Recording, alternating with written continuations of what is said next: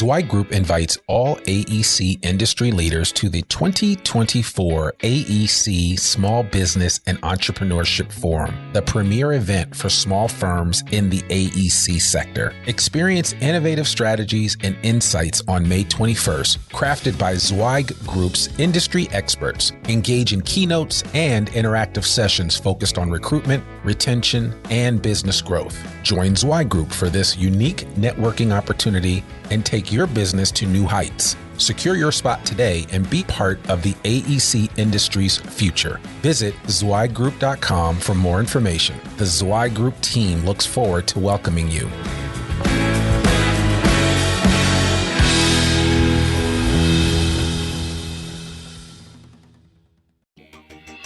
Welcome to the Zweig Letter Podcasts, putting architectural, engineering, planning, and environmental consulting guru Mark Zweig and his team of experts straight talk in your ear. Mark has more than 30 years of experience helping AEP and environmental firms thrive, and these podcasts deliver his invaluable management, industry, client, and HR advice directly to you, free of charge. The Zweig Letter Podcasts let you develop professionally, wherever you are.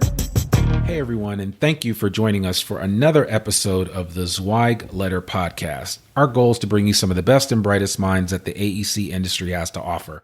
Today, I am here again with my sidekick and compatriot, Sanjay Jenkins. Sanjay is a member of the marketing team here at Zweig Group, and he has joined me for several other podcasts that we've done in the recent past, including our famous Life Hacker series. And today we are coming back with another Life Hacker topic. And I don't know about you or anyone listening to this, but I think it's appropriate to say that you end the way you begin. And in that respect, I think when you begin the day right, you can end the day right. And so today we're going to talk a little bit about, from a life hack process, what does your morning routine look like? We want to learn from engineers and architects out there, what they are doing, with their morning routine. Is there something specific that they do to get themselves going in the morning and to get their day started? Keeping in mind that most of the people that are listening to this podcast have a lot on their plate. You guys are making and designing and fixing, major, buildings and roads and, all kinds of critical infrastructure projects. And so be curious to know what you guys are doing to make your day go smoother and to just basically plan to have a really good day. And so we want to kind of get into some of the morning routines and rituals that we go through, and some ways that you can kind of hack your morning and get the most of it. So Sanjay, why don't you say hi to the audience, and why don't you tell us a little bit about your morning routine? Yeah, absolutely. Hello, everyone. Once again, Sanjay Jenkins, marketing and e-commerce specialist here at Zweig Group.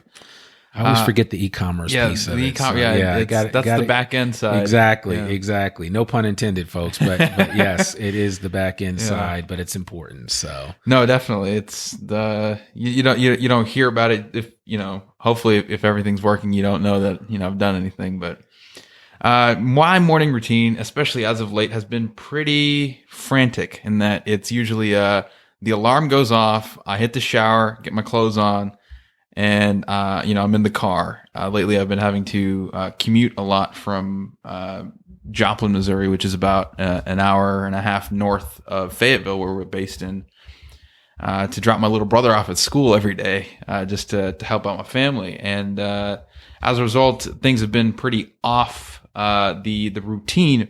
But normally what I'll do is I'll wake up, I'll take some time to read something, whether it's on my phone, or if it's a book that I've been working on. And I'm kind of a serial procrastinator when it comes to actually reading, in that I start a book, I'll take a long time to actually finish the book, but I usually try to knock out a couple pages each morning, and I'll have a cup of coffee. It's this raspberry flavored coffee that I get from Walmart. It's like a K-cup. It's a Keurig situation.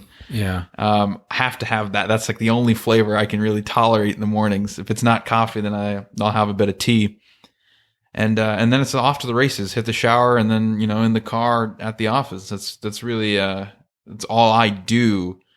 However, I've been researching a lot lately, trying to be a bit more purposeful in my morning routine because, as you said, it ends as it starts, and right now things have been so all over the place that you don't really have any sort of like.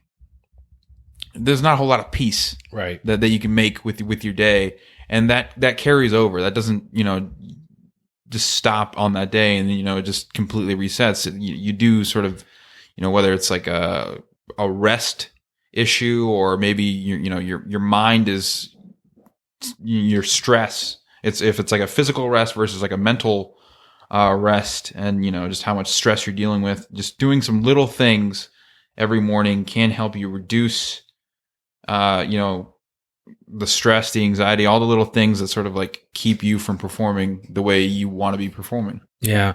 And, I mean, you being somebody that has just recently graduated from college. Right. And so you can certainly speak from one end of the spectrum as opposed to me that I've been out of school now almost, 25 years or so, give or take a few. But the bottom line is that, it doesn't matter how young or how old you are. The way you start your day is the way that you're going to end your day. Correct. And of course, we could beat that till the cows come home. But I know that there are some specific routines, and it sounds like you've got your own little method that works. And everybody's going to have their own method or routine that does work. Lately, I've listened to some others talk about it. It seems to be the talk of all the podcasts lately when people ask, well, what's your morning routine like? And so you hear variations on it. And basically the system that I'm going to share with the audience, the listening audience, is one that I learned from reading a book called Miracle Morning by Hal Elrod. It's actually a really, really great book. And that kind of got me on a path or gave me a foundation for waking up in the morning where I could kind of get my day started the best way that I know how. And so essentially in the book, The Miracle Morning, without really getting into all the different topics in it, Hal talks about ways for you to have a couple of key things that you do every morning in and morning out. They say you should get up every day at the same time, whether it's the weekday or the weekend. I don't know if I necessarily agree with that, because sometimes on Sunday morning I do like to sleep in, and I'm sure I can get an amen from a lot of people that are listening to this podcast. But when you have kids, or if you have other challenges that you're dealing with, getting up at 5 a.m. in the morning every morning it can be tough, but certainly a good night's sleep is the precursor to everything that we're discussing here. Without that, going to bed at 2 or 3 in the morning and getting right back up at 5 or 6 in the morning, you're really doing yourself and your body a disservice, as well as whatever organization that you're working for and whatever you're doing for people, because you're just not fully there. And so I think with the understanding that this comes with a good night's sleep precedes that.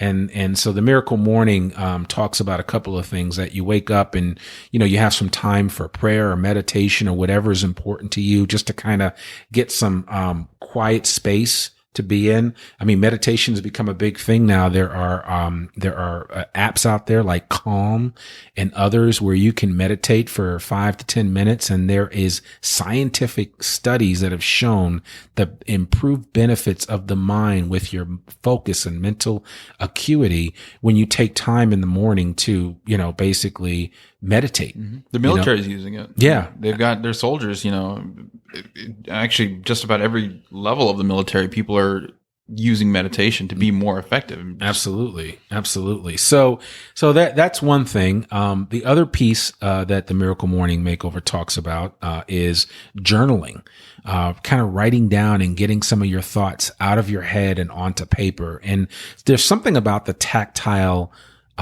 aspect of writing on paper as opposed to typing on a computer. I mean, you can type on a computer, you can type on your phone, but I think the idea here is that if you can, to avoid getting on your devices first thing in the morning, so that you can kind of let yourself fully get immersed in the start of the day and not be consumed by electronic devices. Although I do know some people personally, some people I care very deeply about right here in this office that would struggle without picking up their phone first thing in the morning. And I get it. I'm kind of one of those people too. I usually try to take a few minutes before I actually pick up my phone, and I don't keep it in the room that I sleep in. And that's kind of the topic of another conversation when it comes to life hacks for a good night's rest. But when it comes to getting up and when it comes to that morning routine, they say, obviously having some time for meditation or prayer, reflection, whatever you want to call it, a time for journaling or writing down some of your thoughts, a time for reading. To take in, really good information that is available to you. And sometimes, that time at 5:30 in the morning, maybe 6 o'clock before the rest of the house wakes up, that's like the best time to crack open a book. And so one thing that I know I do, and actually everything that I'm saying has come because I have become much more disciplined after reading The Miracle Morning. That I specifically try to read 15 to 20 pages every morning of some book. It doesn't matter, whatever. I don't care what it is. The Bible, it could be your favorite fiction book, your favorite nonfiction book. It doesn't matter. Maybe it could be a magazine for work. I don't know. But I mean, the bottom line is just being disciplined about reading every morning. Sometimes if you do that consistently, you'll find that you can knock books out very easily. And if I was reading an article the other day, I mean, Warren Buffett reads about 500 pages a day. Wow. It's crazy when you think about it. He consumes that much. A lot of it is newspaper. A lot of it are financial reports. But when you think about that consumption, that level of consumption, I mean, here he is, one of the richest men in the world. There is a direct result. They say leaders are readers. So, that's one way to kind of find that time to read, is by sticking it in there first thing in the morning before the rest of the house wakes up. And then the fourth thing is exercise. Yeah. You've got to find some time for yourself. You really do. Yeah. And it's really important. And so that's the one thing that I definitely can say that I personally am disciplined about. And I'm not being braggadocious, but I certainly take time every morning unless I'm traveling. And even then, if I'm traveling, unfortunately, because sometimes I have to get up at really early hours to make my way either to Tulsa or to XNA, which is our local airport here in Northwest Arkansas. I sometimes have to get up at 3 or 4 o'clock in the morning just to get my workout in before I go anywhere. And I just choose to do that because it's so much easier to work out the first thing in the morning than it is to work out later in the day. But again, this is not an indictment of how you work out. Everybody should just work out and find time for it. And then I heard a really interesting statistic or fact is that from a doctor, a neuroendocrinologist, who said that, when we work out, we don't exercise to lose weight. That's not the primary goal. We actually exercise to feel better about ourselves and to feel better in general. And so I thought that was quite interesting. And so really the only way is, according to this doctor, is that the only way to truly lose weight, is to eat right. And it's not so much about, going and working out and lifting and all that other stuff. Cause if anything, that puts muscle on you, and muscle is more dense than fat. Right. So you will theoretically could weigh more, working out more, but you got to eat right. It's that combination of the two. But the working out piece of it provides a certain sense of satisfaction in the brain that helps you go a long way. And I believe that if you can work out in the morning, it can go a long way with helping you to have a really solid day. So, to go off of the workout idea, I've lately been consumed by this idea of improving upon myself, whether it's a specific skill, maybe it's just overall, 1% each week to get better. Yeah. Incremental growth. Right. And so, with the working out, one of the benefits about doing it in the day, in the morning, is that, it's done. And you have like a victory to celebrate. You have something to be grateful for. Like, oh man, I got my workout in. And that like puts you in a good mood that you can carry forward throughout the day. And those small victories actually matter a lot, I think. I was reading something very recently about, if you really want to, just do something very small, that's very easy to do, but that will actually have a good benefit to your mind and how you, perceive your day, is making your bed. Like literally the very first thing you do when you get up is just make your bed. And that's like a small victory. It's something, Tony Robbins talks about, having 3 things to be grateful for every morning when you wake up. That's part of his routine. Right. And, just make your bed. And that's something that I've been trying to do recently. I'm, 21-year-old boy. I don't always do that. Right. Well, when I don't make my bed, my mom, she'll remind me. She'll remind you. She'll call me even if she's not in the same city. Have you made your bed? Right. Yeah. But it's but it does help, and I tend to have better days on the days that I make my bed. Yeah. Listen, I totally agree. Actually, one of our colleagues, Chad Coldiron, that's all he ever talks about is if that's like the first thing he does as soon as he wakes up is make his bed. And I know some people, most people do. Some people listening to this are probably saying, well, I do that. I'm sure everybody else does. The assumption, I don't know what percentage of people actually make their bed versus those that don't. But there is something to be said for it. And it is part of a way of preparing yourself for the day. It's kind of like they say, as soon as that alarm goes off, don't hit the snooze button, get out of bed and get some cold water on your face and try to drink some water, because that, if nothing else, that will wake you up. There's also this idea of priming. Have you ever heard of that? Yeah. I have. You want to talk about that? Yeah. So again, going back to the Tony Robbins thing, this is, priming, just the way I understand it is like the cold shower. It can be a cold shower, which is what I do. But when he primes in a cold tank, and I don't know if you ever saw I Am Not Your Guru, which is on Netflix. It's amazing. But he basically goes out into his backyard. He has an 8-foot cylinder pool in his backyard that's full of cold water, and I think it's set 57 degrees. I actually read that today. Yeah, something pretty cold. But anyway, he jumps in that and plunges up and down. Yeah. And it basically, there's something about that cold hitting your body and the synapses and all that. It certainly helps out for us older guys as we get out there and work out, and women too. But that cold water, there's something about it that begs off inflammation, in your joints and extremities and things of that nature. So, there's some, a lot of people say, oh, that's all science or whatever. There's some legitimate truth to that. And it does work. I have personally started taking cold shower. That is my primary shower way of taking showers, is cold showers. And I got to tell you, it is, I don't like hot showers anymore. That's how long I've been taking cold showers, and I really enjoy it. And I remember when I was studying in Germany, I went to Germany and studied Gothic and Romanesque architecture of all things. And I remember going to a very small village in northern Germany, and I stayed at this really small bed and breakfast, and there were a bunch of older people that were in this sauna, and all they would do is every few minutes they'd go into the sauna, they'd get really warm, and then there was a plunge pool outside, and this was the middle of winter, and they would jump into that plunge pool, and it was freezing. And then it would just, if you could just imagine somebody just taking a block of ice and placing it on your back so that you couldn't get up. That's how cold it was. But it was invigorating at the same time. And so, obviously you weren't in there long enough to develop hypothermia or anything like that. Yeah. But there's just something about it. And those cryo chambers, that's a big deal now. It's something I want to try. But, there's something to be said for just, getting some cold water on you in the morning first thing, can really have some long-term benefits for you. So. That's awesome. So we've got the priming down, we've got some basic morning rituals out of the way.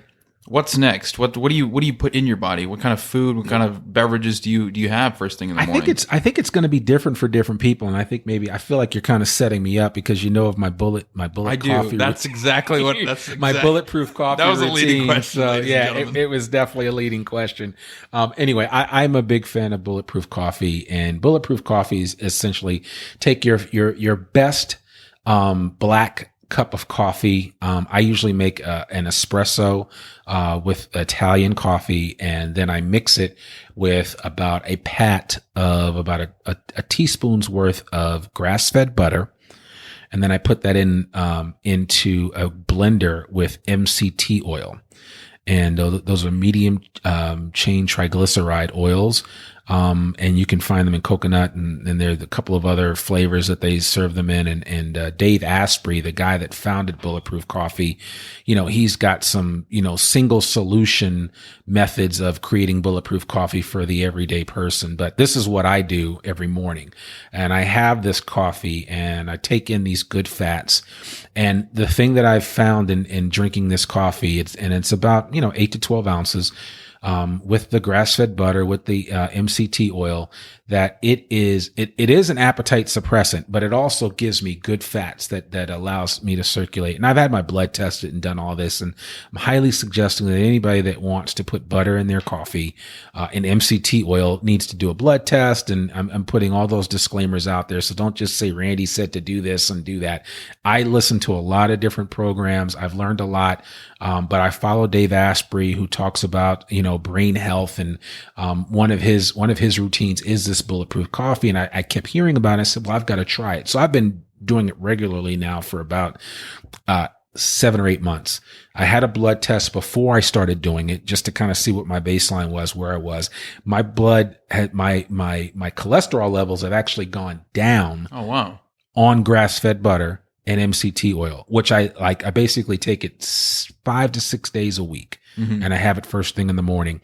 That gives me enough of that takes away my appetite too. So I usually don't have lunch until 1 or 2 o'clock in the afternoon. Mm-hmm. But it is that kind of filling beverage, and there's no sugar or anything in it. And I just call it just thick creaminess. That's all it is. It's just coffee creaminess is the best way to describe it. You don't put any milk or anything in it, which, by the way, changes the makeup of coffee. Coffee is actually pretty good for you for the most part. I mean, everything in moderation, but the minute that you add any type of milk product to it, it changes the chemical makeup of the coffee. And so I don't put any milk or creamer in my coffee, but I swear by the bulletproof coffee. And it's you can go online to Amazon. You can look up Dave Asprey, Asprey, and we'll put some links in the show notes to some of the stuff that he talks about. He's actually got a podcast too. And he's really on the extreme of it. I just do the bulletproof coffee because it works for me, and that's kind of my routine. But I also get in a nice, liter of water first thing in the morning to rehydrate, because you actually do dry out overnight while you're sleeping. So I certainly do rehydrate. And then that's pretty much about it. And I'm good until about noontime or later, especially with the bulletproof coffee. So no breakfast. No, very rarely do I eat breakfast. Okay. And it's not so much, this is just my routine. This is what I do. Right. And I'm not suggesting anybody do this, but I don't introduce a lot of sugars into my food until later in the day. And even then, I've actually cut back on the amount of fruit that I take in and all of that. And I try to eat more green leafy vegetables, and that kind of helps out. But yeah, that's just kind of my MO. And every now and then I might have oatmeal, because I have 3 growing boys in the house and they eat oatmeal. And yes, on a Saturday morning, if the wife makes pancakes, I'm eating pancakes. There you go. I might have it with the bulletproof coffee, but I'm going to have some pancakes. Mm-hmm. And that's fine too. I'm not suggesting that people just totally go off the deep end, but I just think that these routines help out to kind of get you into a different mindset where, every morning when I wake up, there's a couple things I'm going to do. I'm either going to pray and meditate. I'm going to go ahead and read a little bit. I'm going to journal a little bit, get my thoughts down on paper. And then, I'm going to work out, and work out my body. And then, you kind of go from there. But it's just that getting into that routine of doing that, getting into the habit of doing that every day, day in and day out, really can go a long way in helping you be successful and overcoming any challenges that you might be facing. Right. So there's some statistic, I don't know exactly what it is, like it takes 3 weeks or 21 days to develop a habit. Yeah. Right. So what are some action steps? So like, I'll be a great test example. Like I'm pretty unrefined right now. I don't have too many solid morning rituals.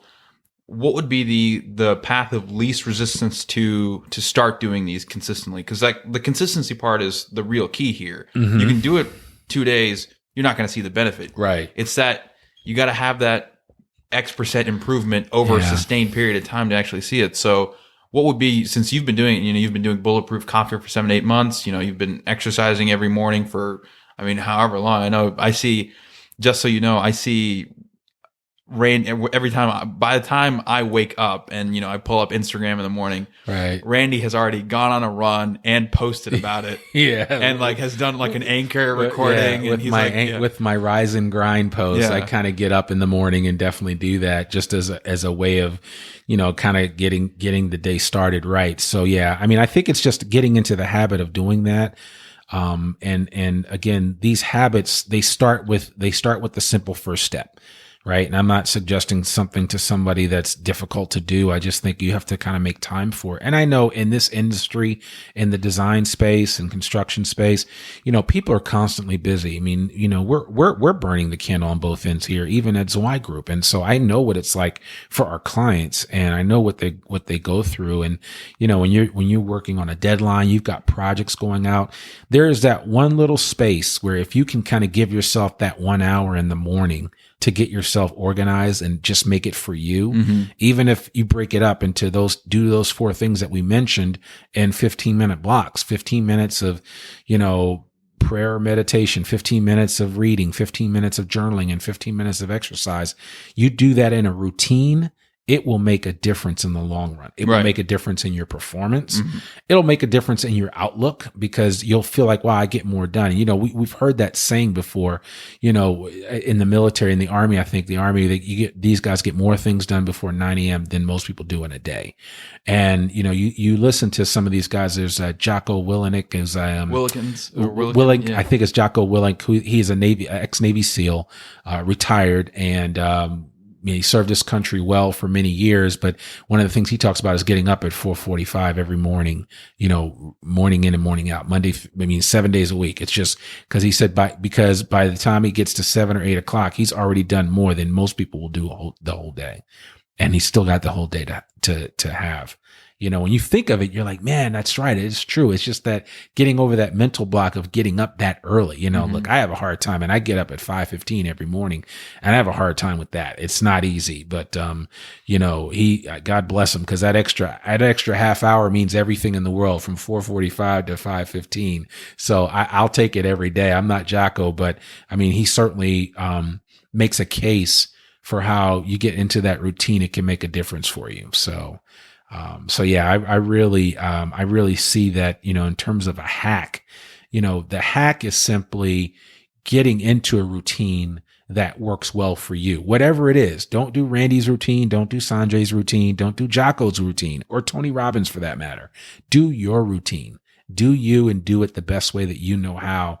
And then, see the results. How do things go in the office? Are you more responsive when you're in meetings? Are you more focused? Are you able to carry yourself throughout the whole day and get as much work as you can get done? These are the things that you need to be looking at when it comes to during these morning routines and kind of getting things going. So, I mean, I think that's it in a nutshell. Yeah, I agree. Yeah. So that's it. Well, folks, we just wanted to kind of share this with you, this life hack, if you will, of a morning routine. And this was something that Sanjay and I have been playing around with, and we thought, man, this would be really interesting to talk about. And we hear it so much. At least I hear it when I listen to other podcasts, and it's always a topic of discussion with other successful people. And every successful person that I've listened to, Arianna Huffington, all of them have a morning routine. And I don't care what it is. I mean, yes, Zuckerberg gets up at 8. I get it. And he's famous for that. That's his routine. He does it every day, day in and day out. If you're not Mark Zuckerberg, then, do whatever works for you, whether it's 8 o'clock in the morning or 5:15 or 4:45 or whatever. I know people that get up even earlier than that, but the bottom line is have a routine. But if you can, like Hal Elrod talks about in the Miracle Morning Makeover, kind of fit in some of those key ingredients, the reading, the journaling, the exercise, and the prayer and or meditation, you can kind of take some time for yourself and deposit back into yourself things that are constantly being leaked out on a daily basis. Because we all struggle with this. Every one of us, every person walking the face of this earth struggles with that. And so it's the one way for you to give yourself something back that will help you be the best version of yourself that you can be. Right. Does that make sense? Yeah, absolutely. Yeah. So, well, that's all we have for now. I really want to thank you guys and I want to encourage you today to get a free subscription of Civil plus Structural Engineer magazine. And to sweeten the pot, we are throwing in a couple of issues of the Zweig Letter too. We've got this whole new Zweig Letter subscription program that's coming out really soon, where you'll be able to basically get a digital copy of the Zweig Letter for everybody in your office. That's mega. I know it's huge. If I've got 100 people working for me, I can get a copy for everyone and I won't go broke doing it. So there's a lot of information about that on the website at zweigroup.com, but check that out. You can visit freetzl.zweigroup.com and leave us your email address. We'll take care of the rest. Everything will be delivered to you electronically. In addition, if your firm is looking to hire great talent, please join our mailing list for AEC Workforce. Just text the word hire faster to 66866, and that will get you on the list where you will learn more about this upcoming job board for the design and construction industry. As a reminder, all Zweig Group media programs like this one are available in both podcast and video format, free for download on iTunes, Stitcher, SoundCloud, and even in some cases YouTube, just to name a few places. A link to all of this information, including contact information for Sanjay and myself, will be in our show notes. And we'd love it if you'd go to iTunes or wherever you tune into this show and give us a 5-star rating and share this link with a friend. Remember, sharing is caring. Sanjay, I don't know about you, but I've been having a lot of fun with these Life Hacker series. So we're going to come back and we're going to do some more. We have to. Yeah. So if our listening audience has anything specific that they'd like to hear us talk about on the podcast, please share. This podcast isn't exclusively about how design firms become better. It is part of it, but part of the design firm are the designers, are the people, the actual people behind the scenes, behind the curtain, if you will. And so we also want to focus on you, the individual, as opposed to just you, the company. So we're going to do it all. But if you have a topic that you'd like us to talk about or discover, please shoot us an email. Let us know your thoughts. Give us some feedback on this particular podcast. And, we'd love to hear from you. We're going to be doing some new things in the future. There's some future announcements coming up that I think you guys will be excited about, but I certainly want to encourage you. So I'm Randy Wilburn. I'm Sanjay Jenkins. And you've been listening to Zweig Group Media, part of Zweig Group. Remember, we exist to make you more successful. Bye for now. Thanks for tuning in to this Zweig Letter podcast. We hope that you can apply Mark's no-holds-barred advice to your daily professional life. For a free transcript of this or any episode of our podcast, please visit info.zweigroup.com/podcast. If you want more wisdom and inspiration, in addition to information about finance, HR, and marketing your firm, subscribe to the print or digital version of the Zweig Letter online at zweigroup.com/publications.